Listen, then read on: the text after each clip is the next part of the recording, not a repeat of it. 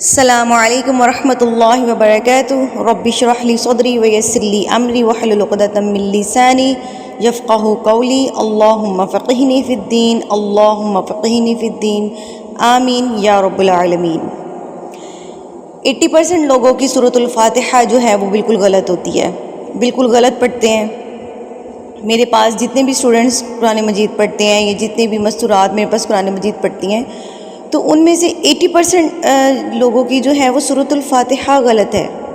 سورۃ الفاتحہ میں اتنی مسٹیکس کرتے ہیں کہ بہت زیادہ مسٹیکس ہوتی ہیں اور مین مسٹیکس ہوتی ہیں. یہ آج کی بریکنگ نیوز ہے کہ 80% لوگوں کی سورۃ الفاتحہ جو ہے وہ غلط ہے. جب میں کلاس لیتی ہوں، میں نے بہت سے لوگوں کی نماز جو ہے سنی ہے، تو وہ سورۃ الفاتحہ کیسے پڑھتے ہیں؟ الحمدللہ رب العالمین الرحمن الرحیم مالک یوم الدین ایاک نعبد و ایاک نستعین. کیا یہ غلط ہے؟ ہم نماز میں، اور یہی سپیڈ کے ساتھ وہ سناتے ہیں، اور یہی سپیڈ ہماری جو ہوتی ہے وہ نماز میں ہوتی ہے، جو کہ بالکل غلط ہے. یہ غلط ہے. یہی سپیڈ ہماری نماز میں ہوتی ہے، یہی سپیڈ روٹین میں ہوتی ہے. غلط ہے. کیسے ہے؟ الحمدللہ رب العالمین.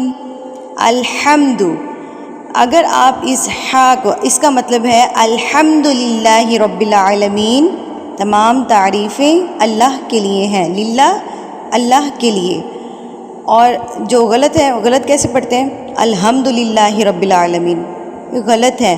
ہا کو جب آپ ہا پڑھ دیتے ہیں تو اس کا مطلب چینج ہو جاتا ہے. نعوذ باللہ اس کا مطلب کیا ہو جاتا ہے؟ الحمدللہ ہی تمام توڑ پھوڑ اللہ کے لیے ہے، نعوذ باللہ. اور پورا معنی چینج ہو جاتا ہے، پورا معنی چینج ہو جاتا ہے. زبر زیر پیش، فتحہ کسرہ ضمہ، اس کو اوپر نیچے کرنے سے بھی پورا معنی بدل جاتا ہے. جیسے کہ قرآن مجید میں ہے، جیسے کہ وَإِذِ ابْتَلَىٰ إِبْرَاهِيمَ رَبُّهُ. اس کا ترجمہ، جب آزمایا ابراہیم علیہ السلام کو ان کے رب نے.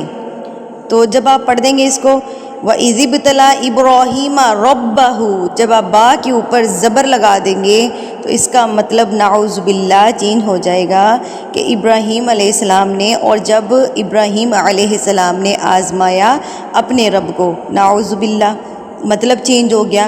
تو فتحہ کسرہ ضمہ، زبر زیر پیش کی جو مسٹیک ہیں وہ حرام غلطیاں ہیں، وہ حرام غلطیاں ہیں. ان کو ذہن نشین کر لیجئے کہ یہ حرام غلطیاں ہیں. خود ہی مفتی بن جائیں، خود ہی تھوڑی دیر کے لیے عالم بن جائیں، خود کے ٹیچر بن جائیں، خود نوٹ کیجئے کہ ہم کیسی غلطیاں کر رہے ہیں، ہم کیسی حرام غلطیاں کر رہے ہیں، اور ان کے بارے میں ہمیں علم ہی نہیں ہے. مسلمان ہونے کے ناطے ہمیں اپنی نمازوں کو درست کرنا چاہیے. اب ہم سورۃ الفاتحہ شروع کرتے ہیں. سورۃ الفاتحہ میں صحیح طریقہ کیا ہے اور غلط طریقہ کیا ہے، میں دونوں طریقے سے آپ کو بتاتی ہوں. بسم اللہ الرحمن الرحیم. ٹھیک. الحمدللہ رب العالمین. الحمدللہ رب العالمین. ٹھیک. غلط کیسے پڑھتے ہیں؟ الحمدللہ رب العالمین. غلط ہے. الحمدللہ. الرحمن الرحیم مالک یوم الدین. اب یہاں پہ کیا مسٹیک کرتے ہیں؟ مالک. ٹھیک ہے. ایاک نعبد و ایاک نستعین، درست طریقہ. اور غلط کیسے پڑھتے ہیں؟ ایاک نعبد. خود دیکھیے اپنی مسٹیکس، دیکھیے اپنی غلطیاں، دیکھیے، غور کیجئے اس پر کہ نعبد غلط ہے. یہ اہدنا الصراط المستقیم، یہاں پر غلط کیا پڑھتے ہیں؟ اہدنا الصراط. اہدے پڑھتے ہیں، دال زیر دی. اہدنا الصراط المستقیم. مستقیم غلط ہے. مستقیم.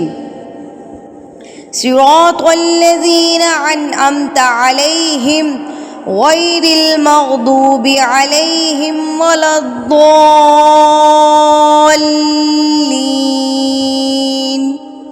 ولا الضالین. اتنا لمبا اس کو کھینچنا ہے، 6 حرکات کے برابر اس کو کھینچنا ہے. یہ اس کے مد کا حق ادا کرنا ہے. یہاں پر ولا الضالین غلط ہے، اس کو 6 حرکات کے برابر کھینچتے ہیں، اس کو 6 حرکات کے برابر.